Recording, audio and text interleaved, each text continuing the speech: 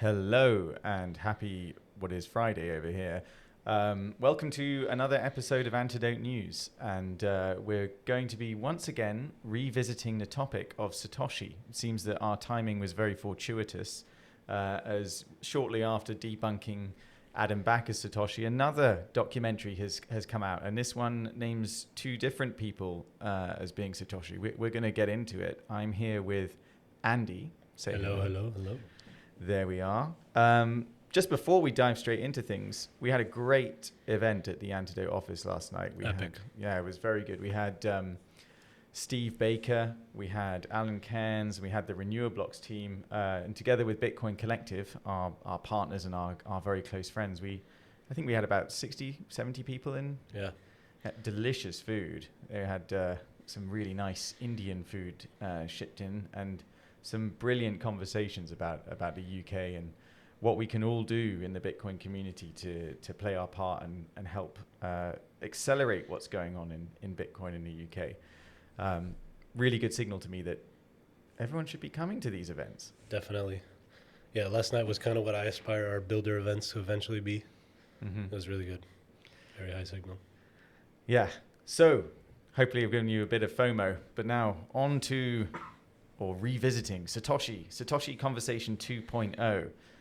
Last week, 2 weeks ago now, it was Alekos and I who were discussing the plausibility of Adam Back as Satoshi. But here we are today, and yes, there's a new documentary called Finding Satoshi. Highly recommend spending a weekend watching it if you've got the time and you're so inclined. It names Satoshi as two individuals, Hal Finney and Len Sassaman. Now, Len Sassaman we discussed on the prior episode as being a potential candidate, and is a wonderful segue into the Len Sassaman story and why people point the finger his way. I don't know, Andy, what are your thoughts on Len? Well, for a bit of background, Len's story, which is detailed really very nicely in a Medium article that we can share in the show notes. This was actually the article that you sent me a few years ago that orange-pilled me. Mentions to Bitcoin before that I kind of dismissed, as is often the case with people when they first come into contact with Bitcoin. But after reading this piece, I was like, this definitely deserves 10,000 hours of my time. So what was in it that drew you so massively to Bitcoin? Well, it was, the main thing was just how it outlines all the technologies that that were the precursors to Bitcoin, and how Bitcoin is like the culmination of decades and decades of cryptographic innovation in maths and tech. So I think it was really just like that light switch moment of it wasn't just some guy that created something in his basement. It was like shoulders of giants. 30 Definitely. years of incredible innovation. And that really was like, this is very special. It's not just some random thing.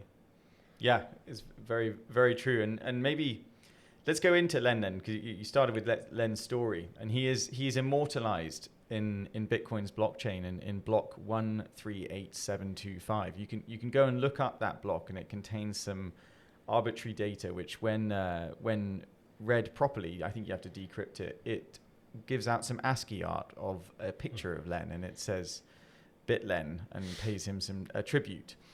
This is also for folks who don't know how technically to do that. In the Medium article we'll link to, they show that art. And I've always looks like LEG. I've always thought it was so Majuli. I've always thought it was so curious that there's only one individual immortalized in that way, and it happened at such an early point in the Bitcoin journey that the cypherpunks would come together and do that. Now, Len was a cypherpunk and actually had quite a storied history in it. I don't know, where do we want to start with Len's history? He was friends with Bram Cohen, creator of BitTorrent. Flatmates. Yeah.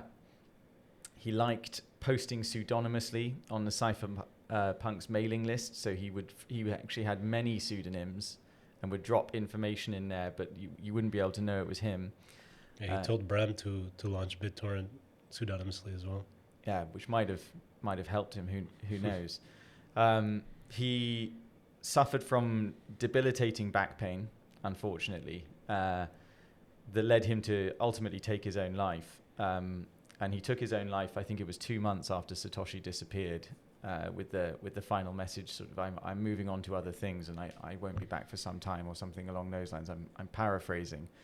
But he was self-taught, based in San Francisco to begin with, heavily involved in PGP, working, on his PhD in Belgium under David Chaum, who was the inventor of digital cash in 1983, pioneer of blind signatures, some of the leading research in eCash.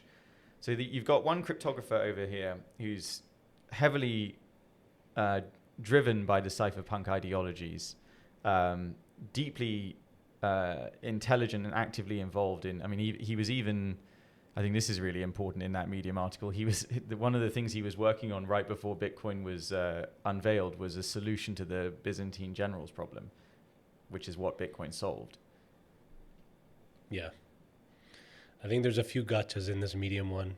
One of them that kind of, if you look at Satoshi's writing, he uses a lot of like Britishisms, words like bloody, flat instead of apartment. And despite Len being an American, if you look at his tweets, he also did that.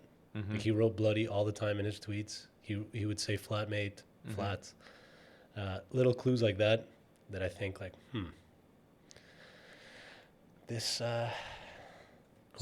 Satoshi was most active during... So he was a university researcher, and most people think he was an academic. He was most active, Satoshi, in the code contributions during periods that line up with academic breaks like spring break, summer recess, etc. And then he would contribute less where he could be grading papers, theoretically, of students' work that's been submitted. Yeah. The tweets, I think, follow a similar... Mm-hmm. His tweets, though, he's debunking Bitcoin. So what do you think about that? He says it's I think, overhyped and says it doesn't work, or he doesn't believe in it. I think that's probably sleight of hand. I'm inclined to agree, especially the styling of Bitcoin with a capital C. Okay. Yeah. I don't know anything about this Bitcoin. So you've got Len, and then you've got Hal. Hal, obviously, being a legend in the story and the history of Bitcoin. Can you speak a little bit about Hal and his contributions to Bitcoin? I mean, less technically, but more just kind of chasing down the lure. I think it's unlikely that Satoshi, at least like whoever was posting as Satoshi, was Hal because of their vast email exchanges. I think you'd have to be quite the giga brain and like quite a paranoid to email yourself the way that they interacted with each other. What are you doing, honey? I'm having a conversation with myself. Yeah. I think that's a little bit unrealistic. But I mean, Hal was the first person after Satoshi to run a node. First transaction was to his address, was from Satoshi to Hal. So definitely, I do think it was more than one person. Hal was probably definitely one of those people, but I don't think he was the one that was corresponding on Satoshi's behalf. I think that's more likely Len. Mm-hmm. And Hal and Len were friends. Yes. Yeah, they were corresponding. Yeah, they were corresponding frequently, and indeed colleagues. Yeah, previously they worked together at the PGP Foundation. Yeah. And they shared the boss in David Zimmerman, I think it was. So and then you have this. So what's gone on here? So this documentary comes to the conclusion that Satoshi was Hal and Len working together to push this out. And I think it was Brian Armstrong, CEO of Coinbase, said they've probably come to the right conclusion. And unlike other Satoshi unmaskings, unlike the New York Times article that points at Adam Back, the Bitcoin community is also sort of nodding their head in terms of plausible. I had a great conversation with someone I won't dox, where they said, that they believe that the reason the Bitcoin community is also happy with this is because both of them are dead. So it lines up with the work of Satoshi being something altruistic and bigger than themselves or bigger than an individual, which is important for a decentralized independent money. You can't Yeah. have a money with a leader. Yes. I mean, the romantic in me kind of laments that, though, because, I mean, Len died in 2011, and Hal passed in 2014, and even 2014, like, where was Bitcoin? Like $200. Mm-hmm. Like, they missed the whole success. Well, Hal froze himself, so he may I did not know that. maybe these AI agents figure out a way to defrost us, Nice. and he can come back and just be like, damn, I'm gonna We were go, right. Yeah, I'm gonna go shopping. So there's always been a short list of people who could be the creators of Bitcoin. We touched on this in the first episode. You know, you've got Adam Back, Nick Szabo, Hal Finney, Len Sassaman, Wei Dai, the creator of B-Money, and Paul LaRue. And there's plenty of ways that this could be plausible, but there've been you can never get a smoking gun, right? And the reason is like let's take Hal Finney. For a long time, many people's favorite candidate as being Satoshi.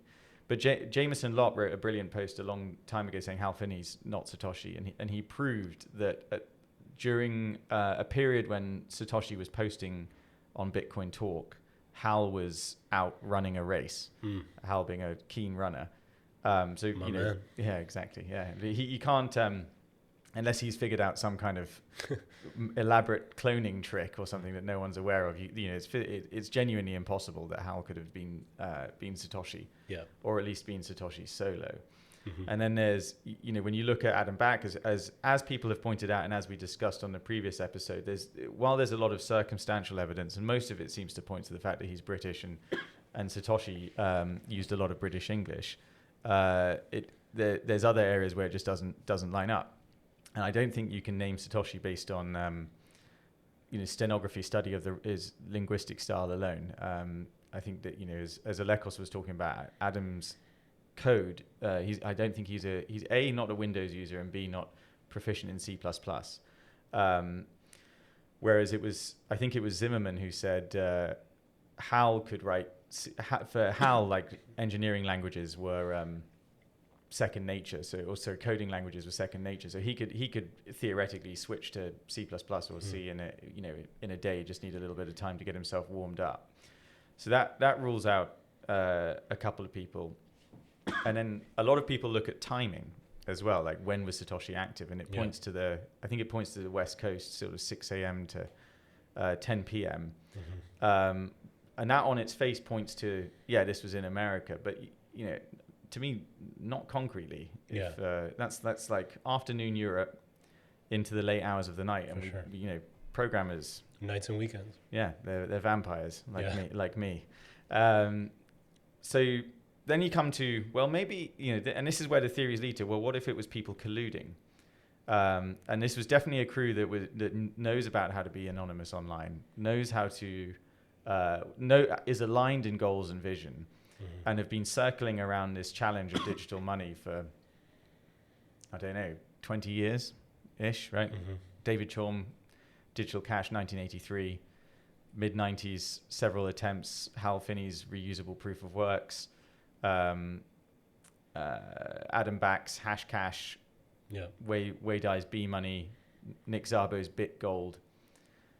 At some point, it may have become apparent to this group that they were getting close. Mm-hmm. And it's feasible that you go quiet, you put heads together, and you figure out another approach, another solution. And Len fits into this insofar as, he was actively involved in this community. He's emailing back and forth with Hal. Mm-hmm. He's in the months running up to the launch of Bitcoin, he's joined some financial cryptography associations. Mm-hmm.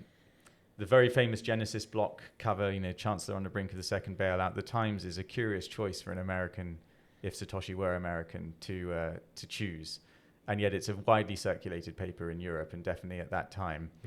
Mm-hmm. So, if you're looking, you know, if you're a cryptographic researcher in Belgium and you're looking for a newspaper headline to timestamp things, you're going to see the Times. Yeah. alongside the Wall Street Journal or whatever you might be looking at. I think the last piece I find interesting, and then we can start speculating, is that amongst all of is the Satoshi name, right? And Yes. and I was going to mention. yeah, what do you want to talk about it then? Well, apparently Len had a liking for like Japanese sounding pseudonyms. Like if you look at a few of his other email addresses and stuff, they kind of match. Senshi was one of them I read. So that's another clue. Interesting. I was going to point to the falsely accused and legendary Dorian Nakamoto. Oh, yes. Dorian Satoshi Nakamoto, I think his name was, who lived 2 or 3 blocks away from Hal Finney. Now, if you're in these cypherpunks, they were one of the very famous things. I think there's a timestamp project where a hash, a signature is published in a newspaper to say what time it is, and it's a way you can cross-reference and prove things. I'm explaining this very poorly, but if you're an individual obsessed with pseudonymity, anonymity, you've got an IP address that links you to your location. The easiest way to plausibly deny you are who you say you are, that you were the person who did X, Y, Z, is you look at names and addresses within your vicinity, and because IP addresses aren't precise, right? They don't go straight down to that's Ben's IP address in Antidote, therefore we can prove that this is Antidote. No, it says that's Ben's IP address in this area of Hatton Garden, and therefore it came from this source, and it's likely, but it's not provable. So in the phone book, back when you had phone books, there's Hal was, I think, 2 or 3 blocks away from Dorian Satoshi Nakamoto. Yeah, that's a smoking gun. You think so? I don't know. I mean, it's pretty, although it's Satoshi Nakamoto, like both names, 2 blocks away. I mean, it's definitely an eyebrow raise. I mean, Yeah. I can see it as, it seems to me plausible. You got Len and Hal in the chat. I doubt it was WhatsApp, but pinging back and forth. And it's like, we've got to get a name. And Hal's sort of like, hang on, let me check. And it's like, what about this? And then you've got a guy, Len, who's got an affection for Japanese pseudonyms. Yeah. So like, oh yeah, that's a great name. Yeah. All right, let's run with that. Cool. Definitely. And then Len's the academic. He's published numerous papers, and Hal's the engineer writing the code. To make those 2 things match, if you don't know either individual, and then identify one person, pretty tricky. Yep. But plausible if there's 2. And the last way I think about it is if you've got if you're dividing up the labor in that way, where Finney is writing the code, Sassaman's writing the prose, you've got the final piece of evidence that stacks up, and we're really building the case that we agree. But let's disclaim this with it seems very plausible, but not you can never really concretely say, and it's beneficial if there is if we never know who Satoshi is.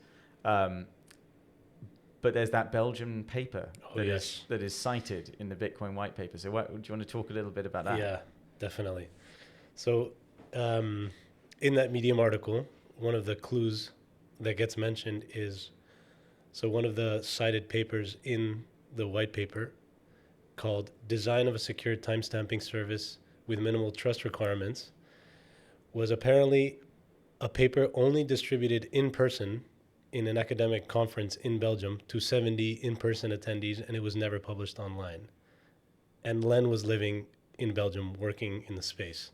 So if it's true that it was never published online and it was only distributed to those 70 people, I think that's a pretty convincing clue. It's a chin scratcher, that's for sure. Oh my God, 70 people?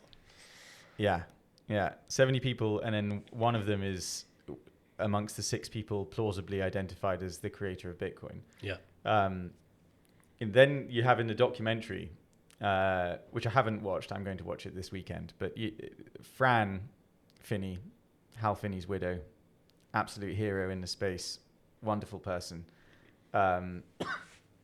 also seems to believe that the theory is plausible. And you have David Zimmerman, Hal's former boss, noting that in the 2 months before Bitcoin was released, Hal, who worked from home because of his condition, didn't commit anything at work, didn't do anything at work, and it's therefore also circumstantially plausible that he was beavering away. Yeah. Quiet quitting. Yeah, building quiet quitting, building Bitcoin.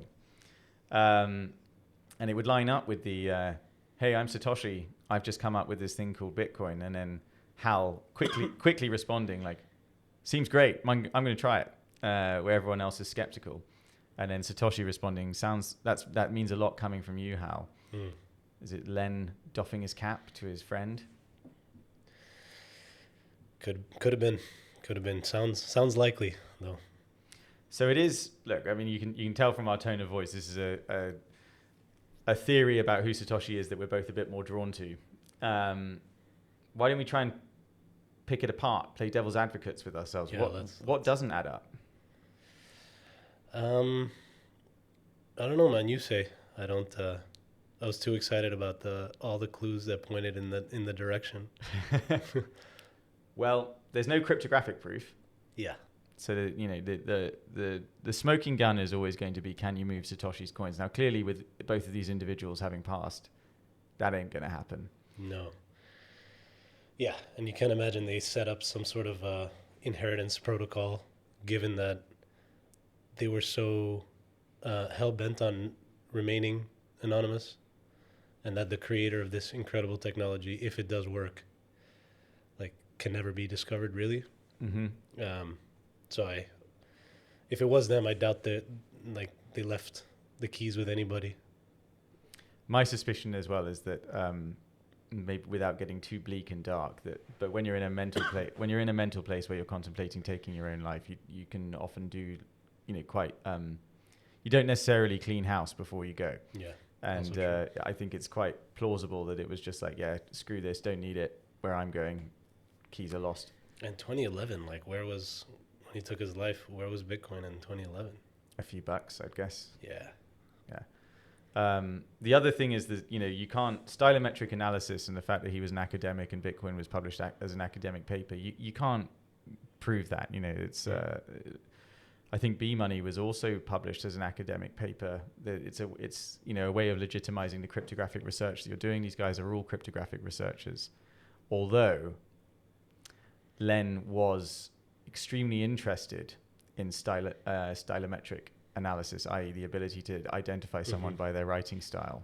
So maybe that's why he wrote like a Brit. There's that, and then it would also explain why the writing of Satoshi and the tweets of Len are very deliberately, in theory, quite different.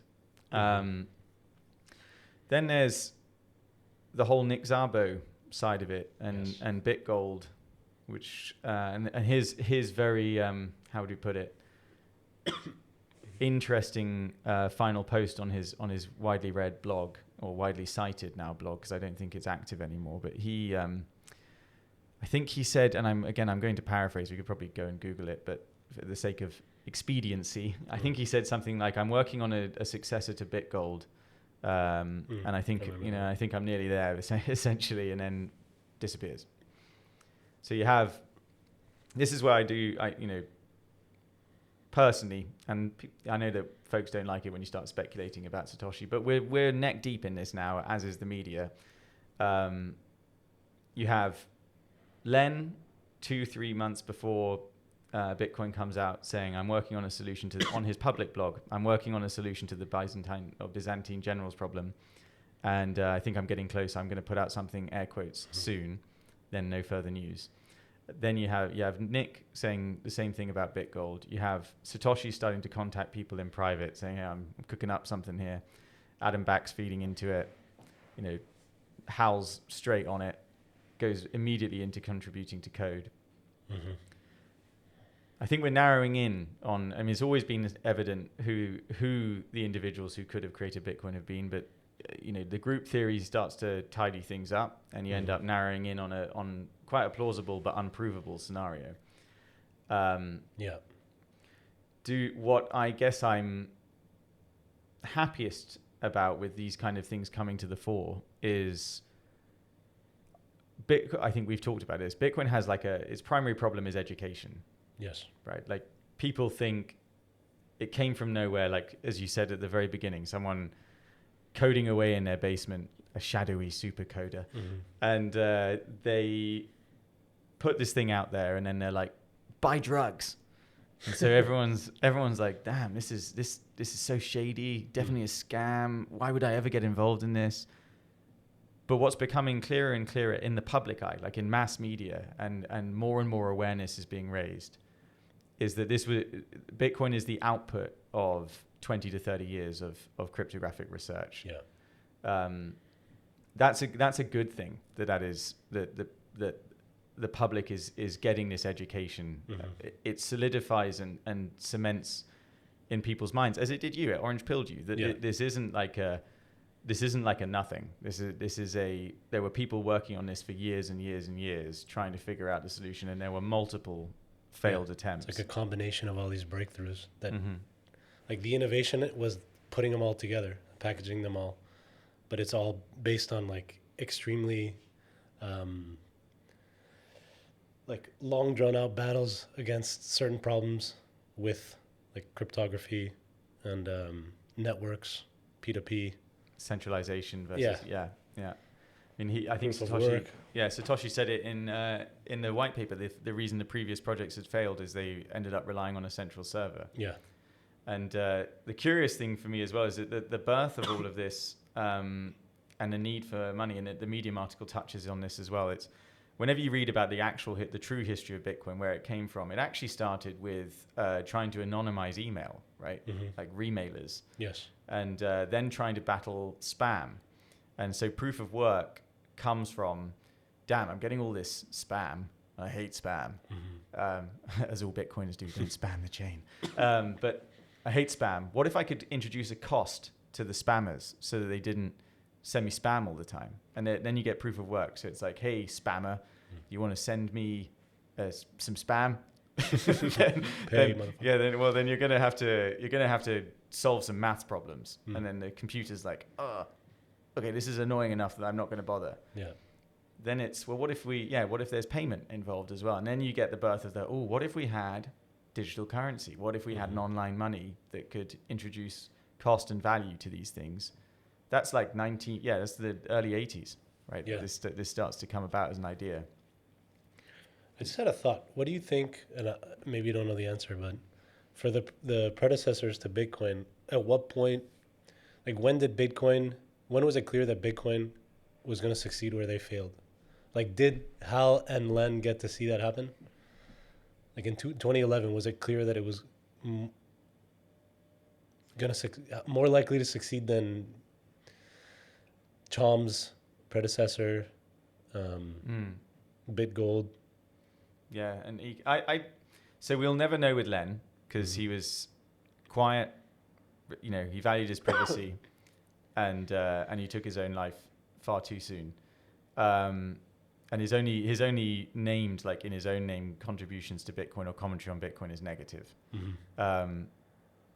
Hal, on the other hand, there's a lot more that you can read and you can see that he, what he felt, and ignoring the is he Satoshi side of the whole debate, he comes in with an open mind right at the beginning. He's like, okay, if this works, this could really be powerful, and he's quick to point out on the mailing lists that this could be astronomically valuable if you start to, if it were to swallow all of the capital in the world. And later on, as he's, because he's developing and commenting on Bitcoin Talk right through till he passes, and he expressed the possibility of Bitcoin banks. Yes. Which I think we're now starting to see in eCash and Fedimints and things like that. So I would like to believe that he felt it was succeeding and felt it was working. Don't know, obviously. Yeah. But I do believe that there was strong conviction on his side. Otherwise, he would have abandoned it. And I don't know if I'm 100% accurate in saying this, but I do not believe that any of the prior attempts to create a decentralized internet money ever lasted more than a couple of years. Whereas, Bitcoin even by the time of Hal's passing, had been running effectively without issue for several years. I think there was one inflation bug, but they hard forked and fixed it. So hopefully, in a message of optimism, hopefully. And he froze himself, so. And right now he's going to get a nice surprise one day, maybe. It would be so hilarious if he came out and is like, okay, so it's 2140. I have thawed, and here I am again, and here's my keys, guys. I am so rich, and I'm now going to say I'm the leader of Bitcoin, and I'm going to ruin the project for everyone. No, I mean, I don't. I think there is genuine altruism in these people, and actually, one of the things I'm aware that the documentary points out is that they go looking for evil motives, bad guys, like this is shady, etc. And like I said, I haven't watched it yet, but I gather that the conclusion is that what's so fascinating about Bitcoin is that this was a genuine act of altruism. They created Bitcoin and then they allowed their money to be lost so that the project could succeed. And to do that, and you think about what human greed does to people and like what wealth does to people, I find really quite incredible.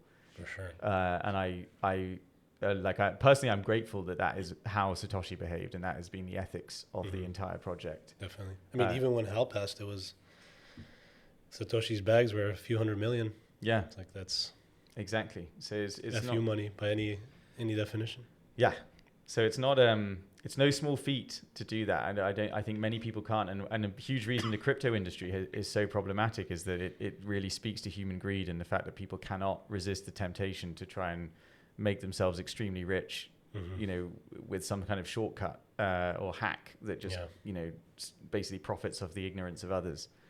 I think with that we can wrap up. But fascinating that we decided to wade into the Satoshi conversation, and then the media is just feeding us with information to discuss. But I think probably one of the much more plausible suggestions for who Satoshi may be. We'll never know, and I hope we never do.